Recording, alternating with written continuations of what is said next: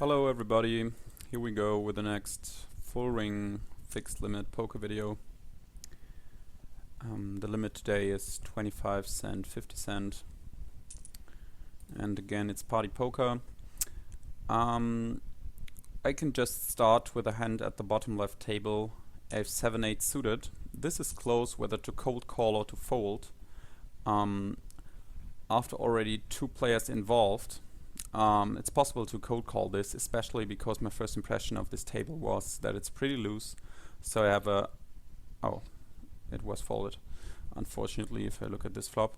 But this was my first impression from the first 10 hands, so I have good chance that there will be some players behind me who also cold call, and then my odds are pretty good.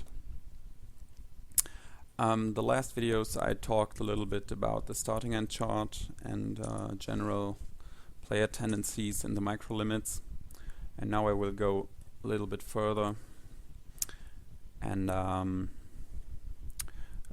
over the starting end chart stuff. If you're now at 25 cent, 50 cent at this limit and you beat the first two limits, it's time for you to use some other preflop theories to get used to the especially get used to the open raising chart. This should be the next step for you to improve your preflop play, because the starting end chart is very basic and it's more for beginners, and it not covers all situations. You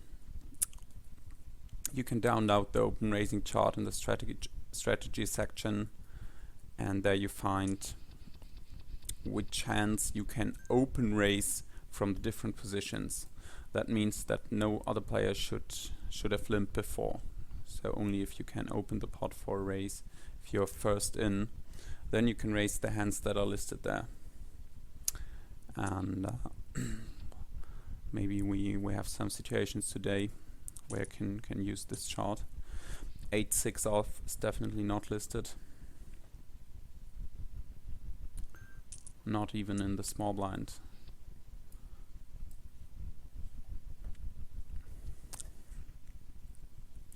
The games are getting much tighter on this limit, whereas on the absolute micro limits like 10 cent, 20 cent and stuff, a lot of complete new players start playing, and a lot of huge fish are there.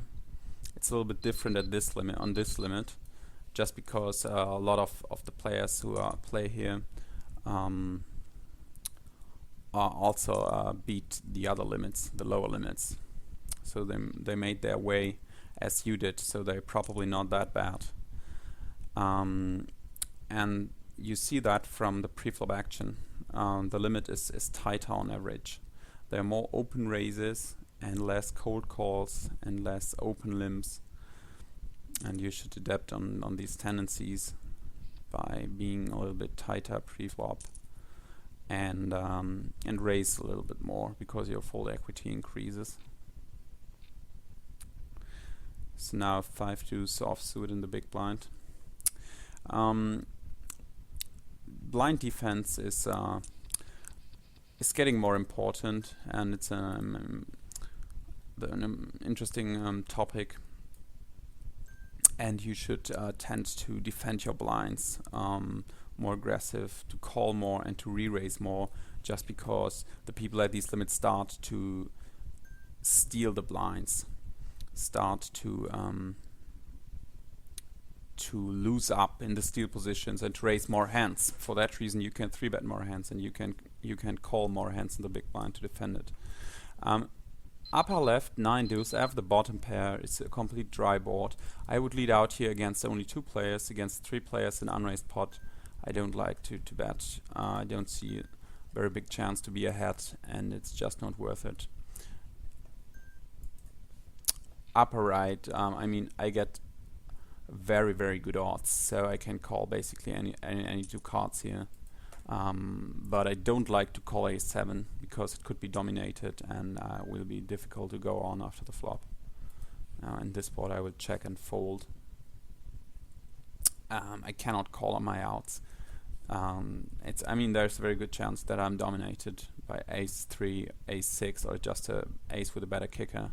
So my outs are very dirty here, and I'm happy to get out of this hand quickly. Okay, this is a hand not listed in the starting end chart, and this does not mean that you cannot play it.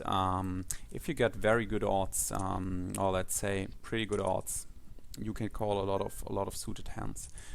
If you get odds of 1 to 7, you can call basically any two suited cards. For example, if there's a raise and a cold call and another cold call, and you're in the big blind, you can call all your suited cards can defend your big blind with, just because the chance that you flop a flush is, and your implied odds you get if you hit it, are big enough to justify the call, or if you make two pair, you will also make profit. The same with connectors like 8-9 off suited connectors. You can call these hands for pretty good odds. 10 queen is a little bit too weak to isolate a limper. I would raise queen jack in this situation. I could have open raised it from the cutoff, but now there's the limper, so I have to tighten up because I also have to beat his range. But the hand is still strong enough with regard to its equity to complete it. But there are not a lot of hands like this, like offsuited two-gappers. You should only complete the best offsuited two-gappers, like 8, 10, 9 jack. And now I will not try to steal this pot. I basically always fold in three-handed pots without a hit. Okay, we already had this topic in the last videos. In a situation like this, unraised pot, heads up, you can try and dunk the flop. Okay, now it's an interesting situation. I improved somehow on the turn. I made open and straight draw, and the question is if I should bet it.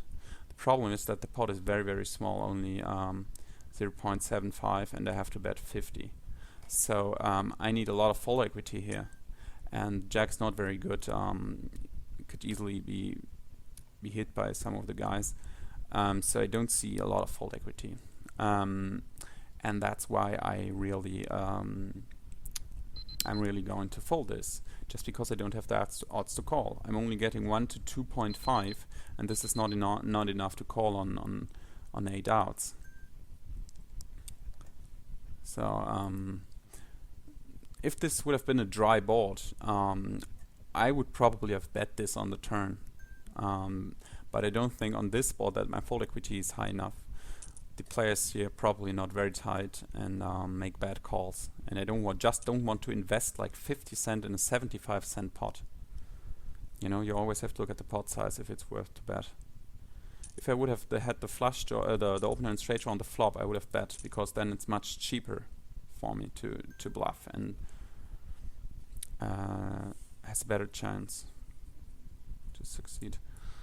Okay, a7 is close between folding and raising. I could open raise this, I think it's also strong enough to isolate a player.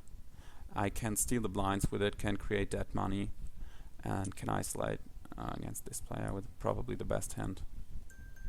Okay, now I made a pair. First make my standard continuation bet, and on the bottom left table. Okay, now it's probably easy to play, because I have 2 pair on the bottom right, and we'll raise this for value. And if I get 3-bet, I have a decision to make, but I probably only call down then, because he's indicating a pretty strong hand then.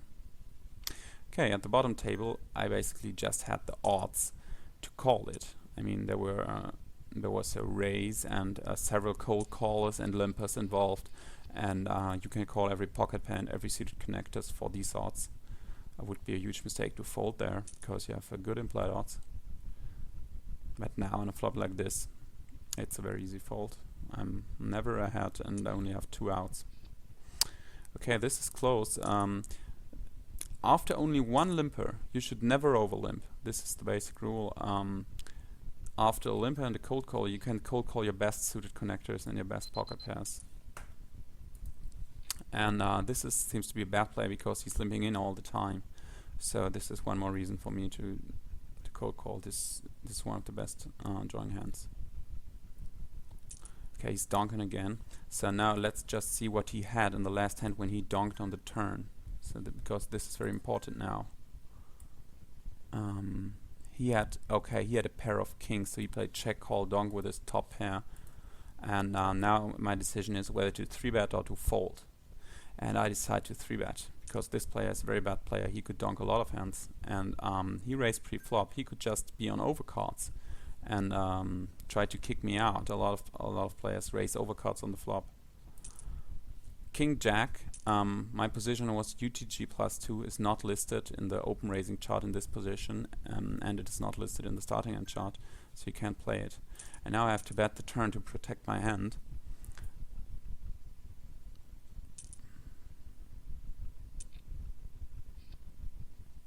And now I probably was lucky on the river, made 2 pair. After both players called the turn, I couldn't be very confident to still be ahead. But now it's a very easy value bet. I mean, I have 2 pair. I beat every overpair and stuff.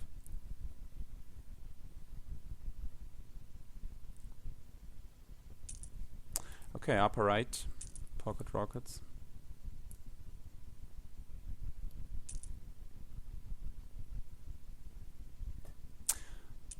It's a tough decision on the flop, you know, whether to fold or to 3-bet. I cannot cold call. I don't have the odds to cold call. Either I think I'm ahead often enough, or I think not, and then I have to fold. So this is a classic like 3-bet or fold situation. So on the upper right I have aces, and I got called twice on the flop. Could be a lot of hands: flush draws, straight draws, sevens, fives. Could also be the queen, but most players would raise the queen on the flop to protect their hand. But this is probably bad players who cannot be sure enough. So, but I have to bet to protect my hand, you know, against all the flush draws, and I want to get value. Now I also have to make a value bet. If I get raised here, I'm like 100% playing against the queen, but I have to make a decision then. But now I can't. I have to value bet. I have to cope with the raise if it's happened, but you know, it's a bad spot for me because it's 100% that I play against the queen, but the pot is big. But still, I have to value bet to get calls of worse hands, because a lot of people will call worse hands, will call every pair. So now it's a crying call, but the pot is too big to fold. I'm getting over 1 to 10. So I must call. So, you know, I know that I play against the queen if he raises, but I can't fold because the pot is over $5. I have to pay 50. So if I'm ahead 1 of 10 times, this is enough. And this is given. I mean, 1 of 10 times, 10%, he's overplaying a pair, or is just bluffing. So for that reason, it's a value bet call. Okay, here I made another isolation raise. This is close. I can also fold this, but I tend to be a little bit looser on these limits, just because the most players are not very strong, and I can go a little down with my raising silence. Upper left, king jack, Conti bet or no Conti bet. I decide just to check. I don't see any fold equity on this board against 3 players. I would bet 100% against 2 players, but against 3, I think it's hopeless on this board. Every 2 overcards will call every flush draw and stuff. So I'm just giving this one up. But the pre-flop raise was fine. I was on the button. There were 2 limpers already in the game, and I have a hand that has equity edge over these limping hands. That just means that my hand is better on average than these limping hands. So I can raise it to push my edge. I like to play in a big pot with king jack suited. It has a lot of flush and straight potential. Upper right, standard continuation bet against only 2 players. I also have a gut shot in the backdoor nut flush draw and 1 overcard. Okay, let's see here. Pocket 5s. After 2 limpers, you can cold call your strong drawing hands, and pocket 5s is one of them. Okay, now I have to ask myself, will better hand... Okay, now he donks. This is a different situation. Let's have a look at the odds. I cannot think I'm ahead $2.70. I have to call 50. It's like 1 to 5 point X, and I have about 4 clear outs. Okay, this is close, but it's a fold. This is again to the odds and out topic. So I get 1 to 5.5. For 1 to 5.5, I need around 7 outs. So if I put like 4 queens to my outs and 3 aces, I have 7 outs. But I have to scout my outs because there's a flush draw possible, and the ace is not. I cannot be sure that the ace is good because he could already have 2 pair as he had. So I have to discount my outs and have to fold. And I'm not closing the action. There was a player behind me who could raise. Upper left, continuation bet. Okay, this is difficult. Okay, let's just see at the bottom right table what am I getting for odds? 2, 4, 6, 8, 10. I'm getting 1 to 11, so I can call every connector, even a weak connector, as 5, 6. So this is a raise from the open raising chart. This is close. On the upper left, it's close. Oh, this is a pretty good flop. So at first I check and wait for the continuation bet, and then start some action. So I decided to check behind. The question I have to ask myself, upper left, is will better hands fold if I bet? And it's probably not given. I don't know, maybe a queen folds, but I don't think an ace folds. But now I have a straight and I have to make a crying call on the river to get a call of this one. Okay, bottom table, I lead out. I could also have donked this on the flop, but I think on a board like this, the pre-flop raiser will make a continuation bet most of the time because it's hard to hit. So that's what was my reason for checking the turn. I tried to check raise the field. But it's definitely viable to lead out on the flop on the bottom table, just to make sure that there will be some bets going inside on the flop. But well, I already told you my reason. On these low card boards, most pre-flop raises make a continuation bet also against 3 players. I would also lead out. That means donk bet. Donk bet is a bet against the initiative. If I had 4 opponents. But usually you don't see a continuation bet against 4 opponents, so you should make sure that there's some money going inside.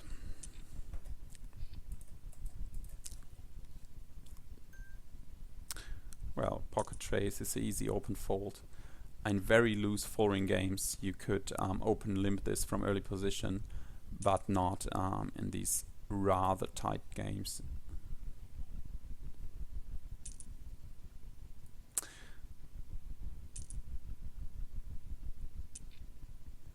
You play these hands like the small pocket pairs because of your implied odds if you hit a set, and the more opponents you have, the bigger your implied odds are. So you should only play these hands if already few limpers are involved, or you have good chances that a lot of players will call after you.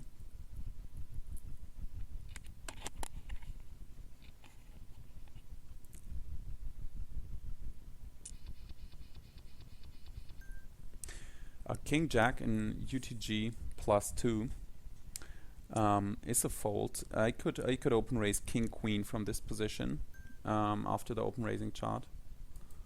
But for a King Jack, I need to be in MP2, and now it's no longer an open raise. So my hand must even be stronger to raise.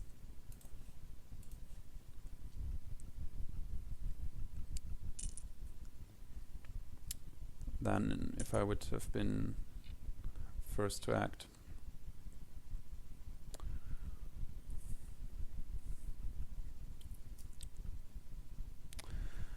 So let's get just back to pre-flop. I already told you about some of the hands you can play.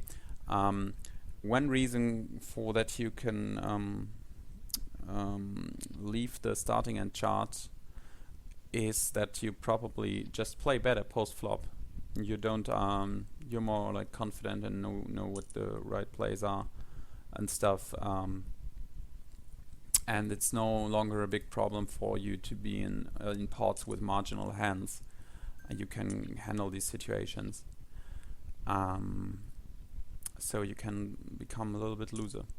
10 Jack suited is one of these hands, not listed in the starting hand chart in the middle position, but after the open raising chart it's a raise from MP3.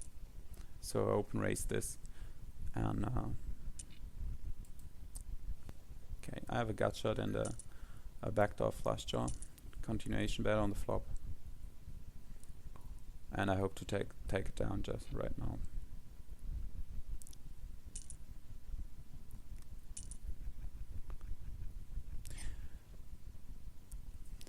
So you should at first use the open raising chart, as I said, and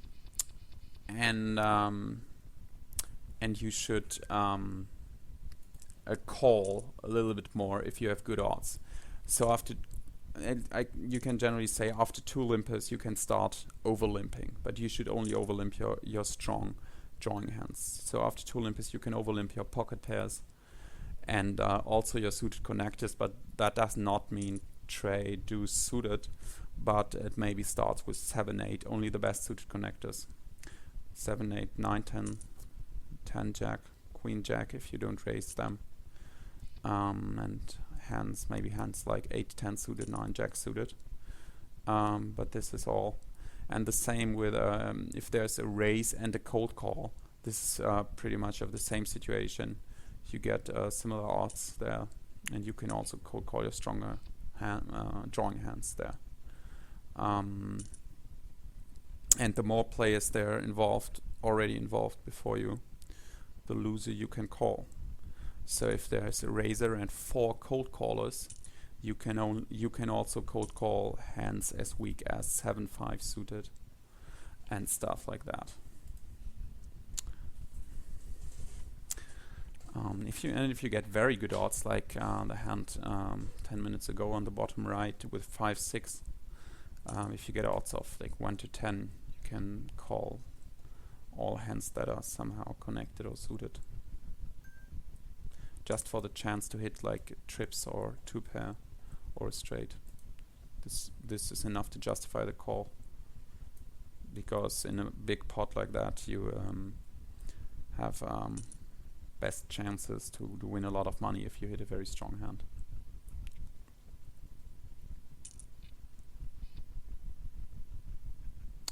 Queen Jack in the big blind. Okay, now I have easy fold. It's not a good hand against a UTG raise, because usually players who raise from under the gun have a very tight raising range, so my hand is likely to be dominated, like with king, queen, aces, kings, all these hands dominate me. In this situation, I would call all suited connectors and pocket pairs. I get very good odds here, and I would call there a lot of drawing hands, but queen jack is not a strong drawing hand, and it has the domination problem. I would call 8-9 suited there, and queen jack suited as well. It's still likely to be dominated, but your flush and straight chances there, and this is enough.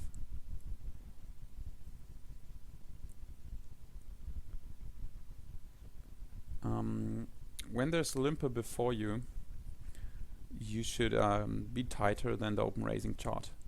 So it's not worth open raise king, no, not open raise, but raise like king 7 off suited from the button if there's a limper before you. The same with queen 9 or stuff. And the same with 8-9 suited in the cutoff. If there's a limper before you, you should just fold or over limp if there are 2 limpers.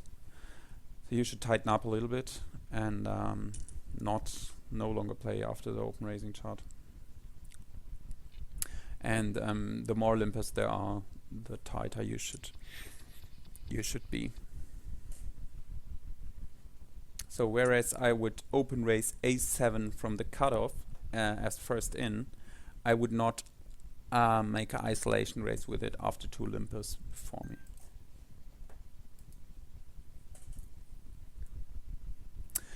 All this stuff I'm I'm now telling you about the like the expert preflop theory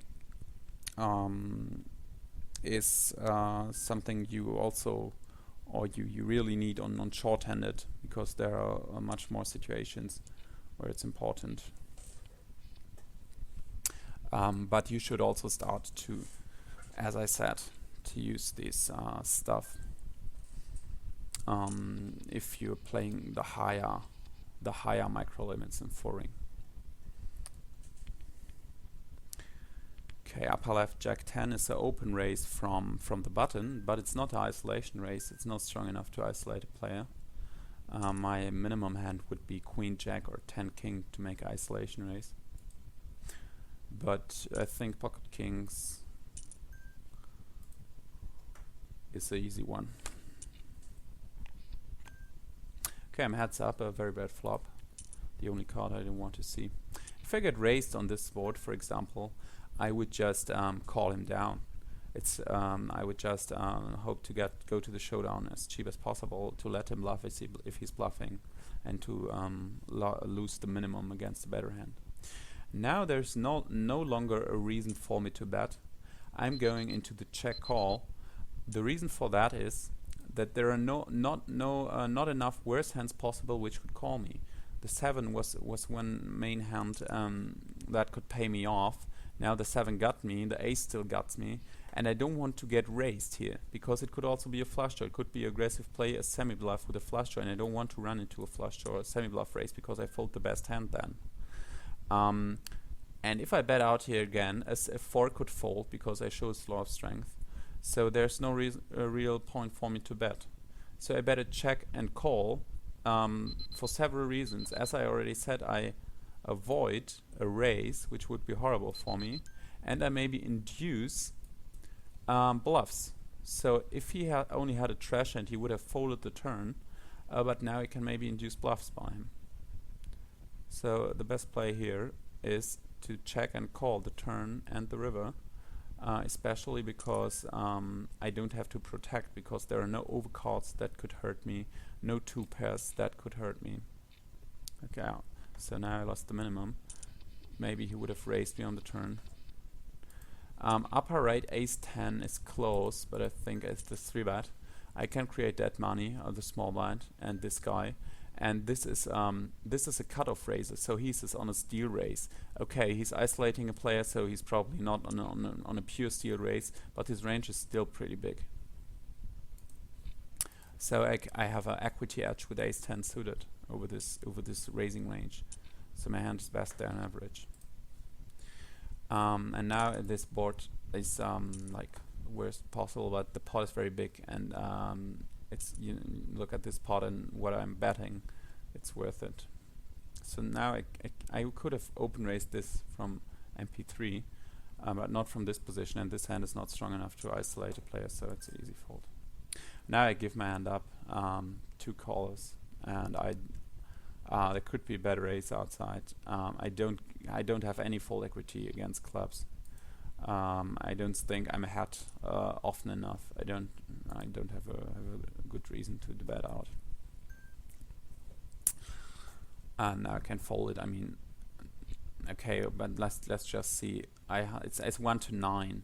The gut shut outs probably only split with the gut shut outs. The ace outs are tainted. The 10 outs are tainted. It's just not enough, even not for 1 to 9.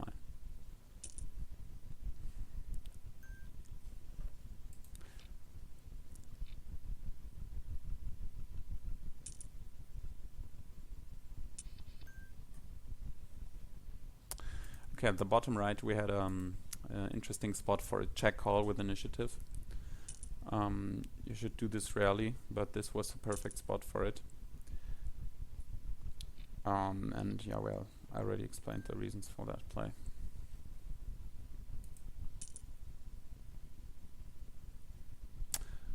Upper right, pocket kings.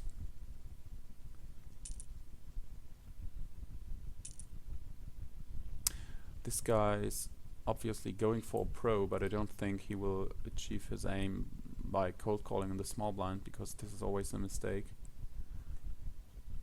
But let's see what he's doing post flop. If I get check raised here, for example, I would only call the check raise and raise the turn for maximum value. And now I'm basically jamming every street. I would bet every river there, also flush and straight draw, completing cards and just for value. This is also open raise from the cutoff, but it's close after one limper.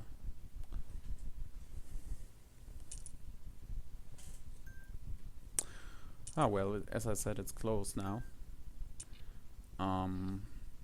But I mean,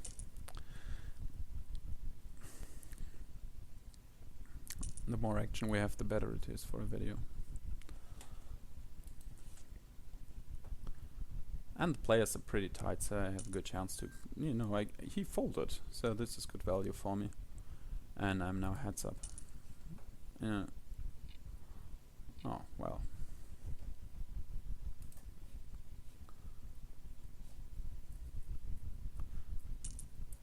This is also a reason to make an isolation raise, to create dead money when the blinds fold, and to isolate yourself with the best hand against a poor player. Because people who open limp from middle position are usually poor players. Okay, Jack's very easy raise, so also a 3-bet if he open raises.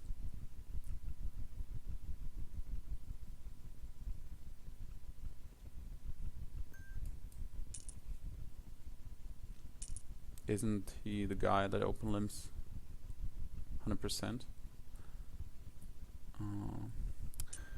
Okay, now let's see. I raised from the MP3 and he's 3-betting. He's from Germany, could be from Poker Strategy.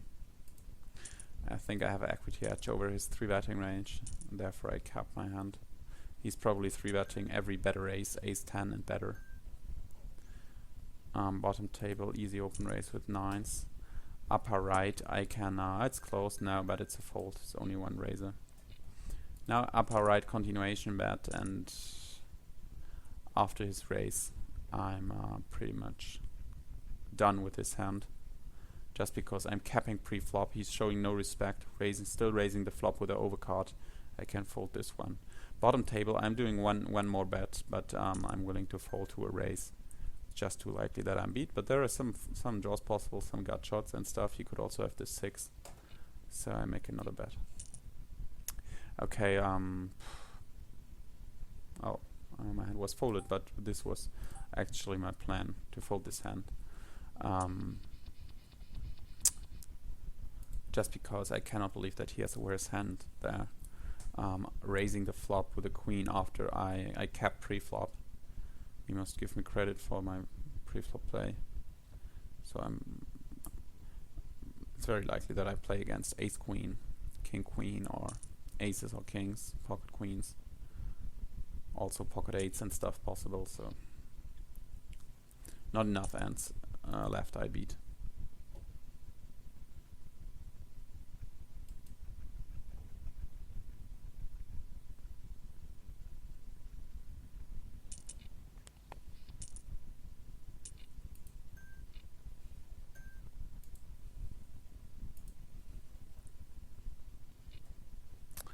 Now ace queen in the big blind. Easy 3-bet against a raise from a steal position.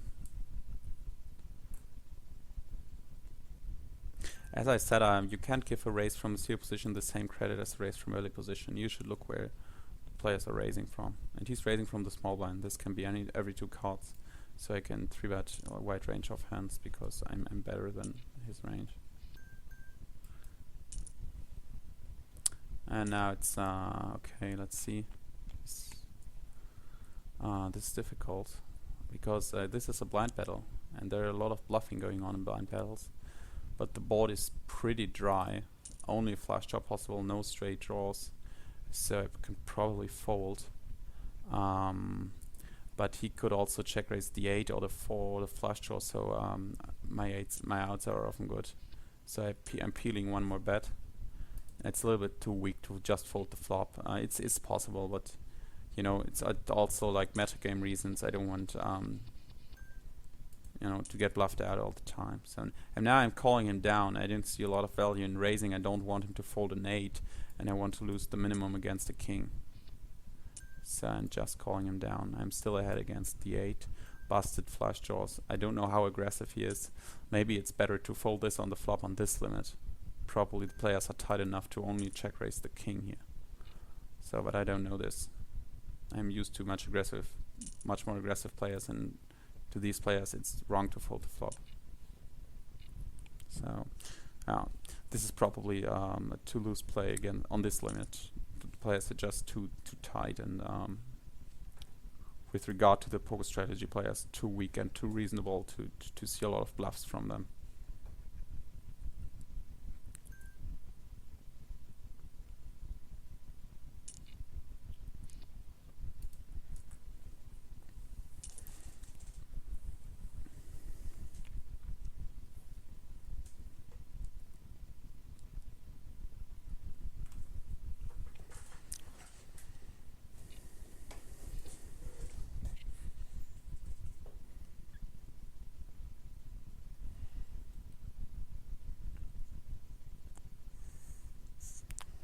So I think on these limits it's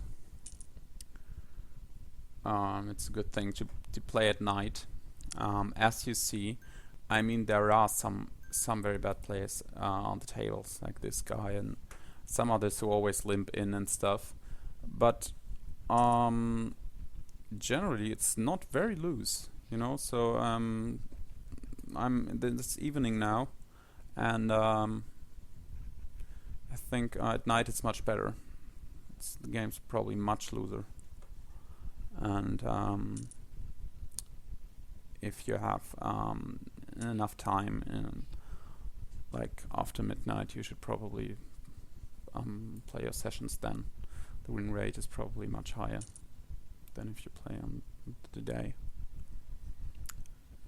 I mean, look at this, it's always like one raise, one call, or one raise and everybody folds and stuff. So this is okay. I mean, the players are still not good enough, you know, that you can make profit. Still enough bad players playing, but I mean, the best players are the loose and the passive ones. I don't see too many of them here. Queen Jack suited. This is a bad fold as well. My hand is hopeless on this flop. No draws and stuff. And 4 or 5 suited is not good enough. It's a strong drawing hand, but I can't call. These odds are not good enough. Oh, now I have easy fold. I mean, I have absolutely nothing. And as I said, no bluffs and not too much bluffs.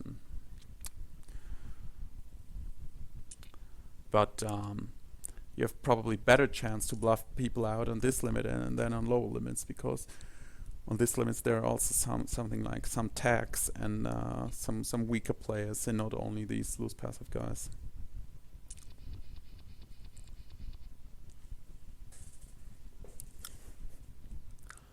So 9-8 suited from MP3 is not an open raise.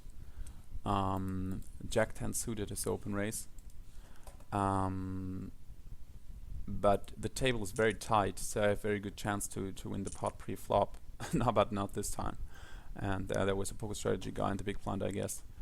So I try to steal here, although the hand is not listed in the starting hand chart. But you should generally just stick to it. I mean, in the open raising chart. But it's a very good flop for me. I made an open and straight flush draw, and now I have the nuts. And capping all the way, and upper left against a button open raising range. I have an equity edge with every ace, and now that's not a good card because every 9 makes a split, but probably still ahead. Okay, pocket 10s.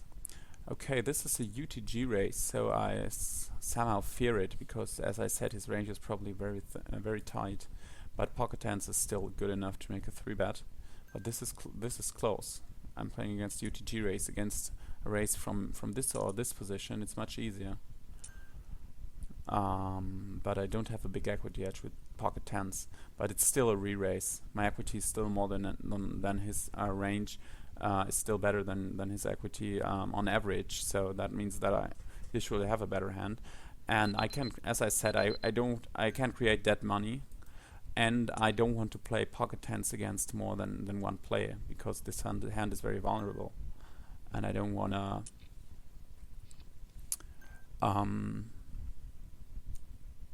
and I don't want to see like two players and two overcards. It's better to play this against only one opponent. Now I have an easy fold. I mean, I'm 100% beat. He capped pre-flop and he raised pre-flop from under the gun and called a cap, so very easy one. So he's like 100% ace king, or ace jack, ace queen, queens. But pre-flop I beat these hands, ace jack, ace queen and stuff. Okay, this is easy fold. If you raise pre-flop and get a 3-bet and a cap, you should fold most of your hands, especially all the hands that may have domination problems. You know, if you raise 8-9 suited, you get 3-bet and a cap. You can call this because you're not likely to be dominated and you have a good drawing hand. But this one is not suited, and could have problems here against better kickers and stuff. So that you should fold it.